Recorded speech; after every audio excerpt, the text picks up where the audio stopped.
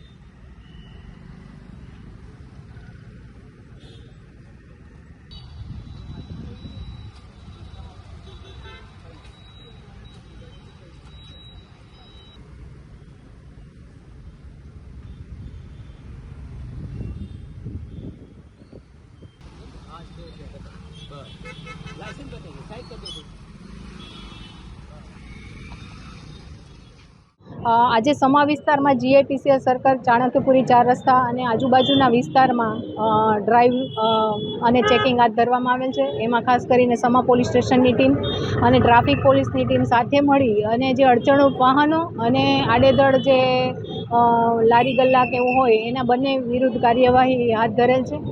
રોજે રોજ આમ તો ટ્રાફિક પોલીસ અને લોકલ પોલીસ દ્વારા આવી કોઈક ને કોઈક ડ્રાઈવનું આયોજન થતું હોય છે અને હાયર ઓફિસર દ્વારા એનું સુપરવિઝન થતું હોય। એ અંતર્ગત આજે આ વિસ્તારમાં ટ્રાફિક પોલીસ અને સ્થાનિક પોલીસ કાર્યરત છે।